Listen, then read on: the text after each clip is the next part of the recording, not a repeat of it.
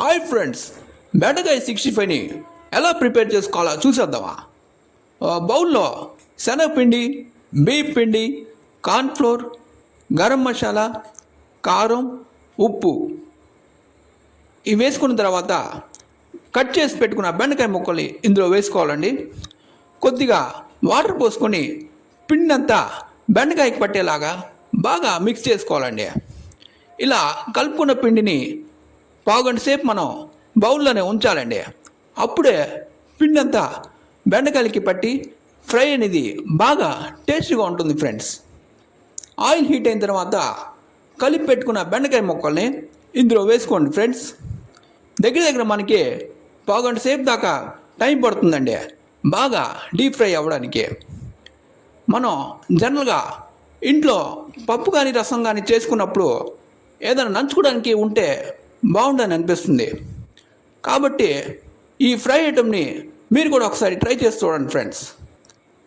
Fry బాగా అయిపోయిన తర్వాత మనం వేరుశనగలు, కరివేపాకును కూడా ఇందులో వేసుకొని జస్ట్ 1 మినిట్ ఫ్రై చేసి రెడీ అయిన బెండకాయ ఫ్రైలో మిక్స్ చేసేయండి ఫ్రెండ్స్. కొద్దిగా కారం, ఉప్పు చిటికెడ వేసుకోండి, కొంచెం సరిపోతుందన్నమాట. అన్నీ కలిపి మిక్స్ చేసుకున్న తర్వాత మనకి ఫ్రై రెడీ అయిపోయినట్టే అండి. ఇంట్లో పెద్దవాళ్ళ దగ్గర నుంచి చిన్నపిల్లల దాకా అందరూ ఇష్టపడే ఐటమ్ అండి ఇది. మేమైతే ఈరోజు ఇంట్లో పప్పు చేసుకున్నాం. మాకైతే ఫ్రై లేనిదే పప్పులోకి ముద్ద దిగదండి. కాబట్టి మేము ఈరోజు ఈ ఐటమ్ని ప్రిపేర్ చేసాం అన్నమాట. ఏదైనా సరే ఇదే ప్రాసెస్ అండి. దొండకాయ కానీ, క్యాబేజీ, బంగాళదుంప ఏదైనా సరే ఇదే ప్రాసెస్ అండి. కాకపోతే బంగాళదుంప అయితే తొందరగా ఉడికిపోతుంది అన్నమాట. మనకి ఇంతసేపు టైం పట్టదు.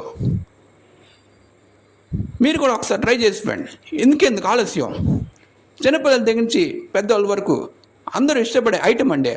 ముఖ్యంగా చిన్నపిల్లలు తిన్నారంటే ఇంకొకసారి మిమ్మల్ని కంపల్సరీగా మమ్మీ ఏంటి ఈరోజు ఫ్రై చేయలేదు అని కంపల్సరీగా అడుగుతారు ఫ్రెండ్స్. ట్రై చేసి చూడండి ఫ్రెండ్స్. ఎంతో టేస్టీగా ఉండే 65 రెడీ అయిపోయిందండి. Please subscribe our channel.